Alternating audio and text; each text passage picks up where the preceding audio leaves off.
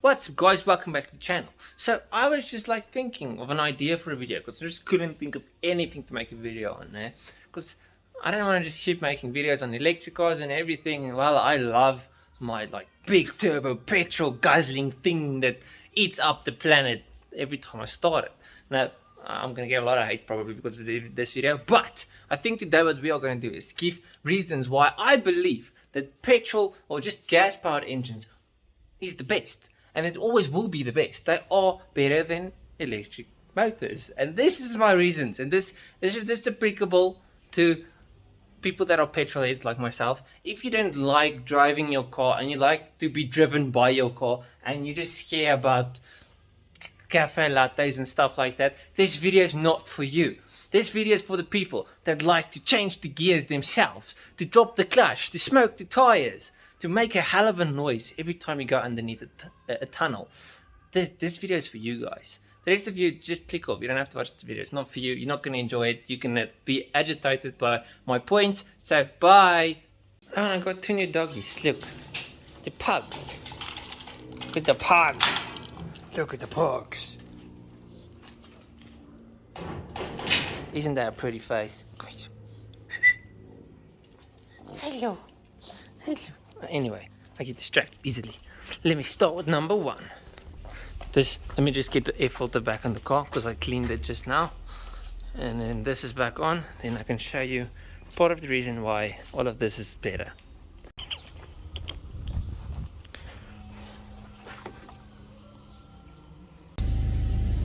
Now I'm going to try in this one single drive to show you guys exactly why gas powered cars are just better in every single way possible to the human of the being.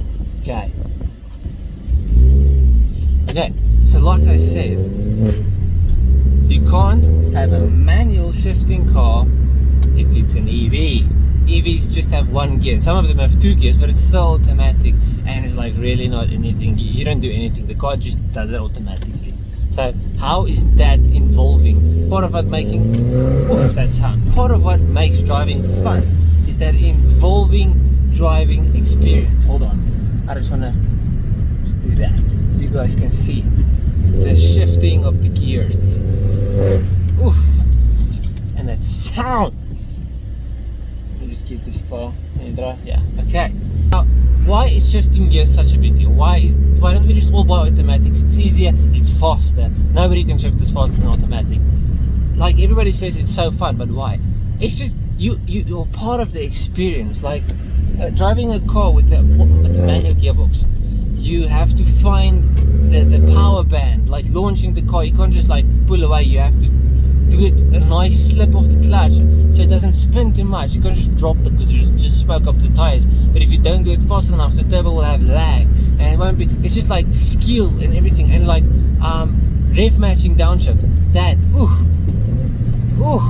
That's just like so fun to do. Or heel and towing in the corners. It's just stuff like you'll miss. It's a great part of the driving experience. Not a small part, it's a massive part of driving a car. That was a good one. You can double clutch it.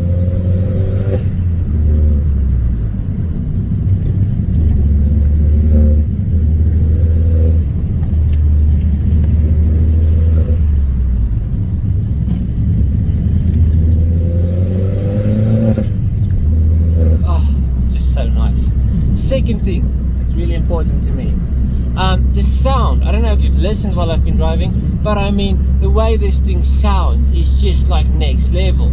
And this isn't even like a great sounding car. This is the thing's turned a bit, and this isn't even like an insanely great sounding car. This is a little 1.6. I mean, it's got the same engine in as a Mini Cooper S. It's a 1600 turbo engine with induction, upgraded turbo, and some tune. And I mean, that turbo blow off, it's like coffee on a crappy morning. It wakes the soul up. Just listen. Beautiful. And this isn't even the fast car. I'll start the other one just now. That's even better.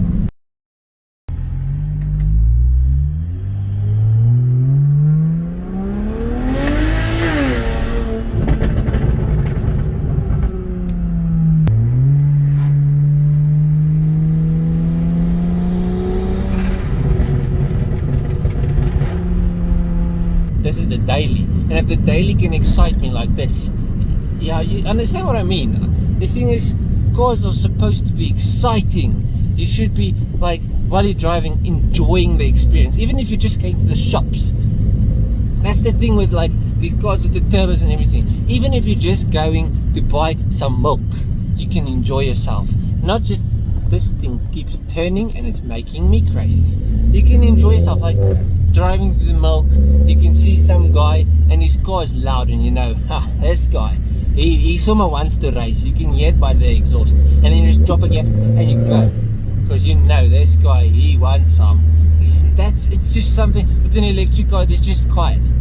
What happens when you drop a gear? Nothing, because you can't drop a gear and disappear. And that's such a cool thing to say, and you're gonna miss out on it. So why would you want to go electric? So we've got two things so far: the driving experience of manual, the sound. Okay, what's number 3? Number 3 is every engine is different. Okay, now just stay with me. So I've got a big turbo BMW at home. Now that car, in order to get the most out of the engine, you have to get the revs really, really high. It makes all of its power at redline. Now this car, it's actually the same because it's got a hybrid turbo, but it's different power. So that one on the BMW, I only hit boost at 4,000 RPM. So before 4,000, that thing is crap.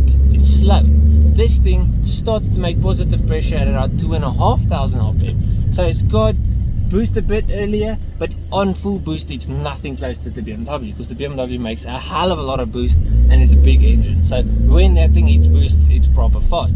This thing's from 2.5 to around 5,000. After 5 it starts to taper off. So my power band is a bit lower. It's not all the way to redline. Now if you drive something like a diesel, you've got a power band that's all the way at the bottom. You've got a hell of a lot of torque and power, but it drops off hard. Like it's like ah, and then it drops off. So it's all of this.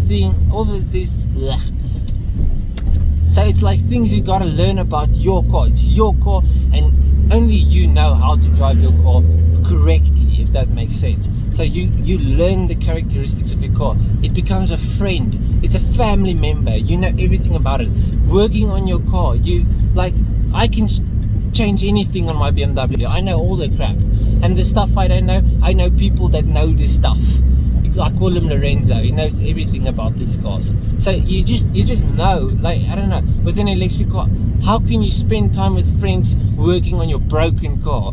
I don't know how that's a positive, but it is a positive, okay? It's part of what makes like these cars so cool. It's like working on cars is, why is somebody calling me now? Sorry. Like working on your car is a hobby. It's something you do on a Saturday or whatever. Tinkering and making it a bit faster, and that's just some stuff you'll lose. But the EVs, I mean, that's sad. Yeah, we'll talk further on the tinkering hobby part. I want to show you another flaw quickly. Hold on. Well, let me show you another thing that makes an internal combustion engine so good. You see that? I don't know if you can focus. Focus! You see my car's almost empty. You see that? You see? So what am I going to do? Whatever am I going to do? I don't have time. So what will I do? I'm in a pickle. I don't have a lot of time. My car's almost empty. Wait, there's a petrol station. I can fill it up in like 5 minutes. Holy moly. Jeez. Like a rally coming in here. Okay, now I'm looking very weird and suspicious to all the other people on the road. I think that people must be looking at me like I'm crazy, but it's fine. Now we're going to do a bit of first person talking about why I'm not for the electric vehicles. You see, the thing is, let me just close this window so you don't hear too much road noise. Working on your car sometimes can really just make a day so much better. So let's say there's something wrong with your car. Sometimes there's stuff, look at the doggies.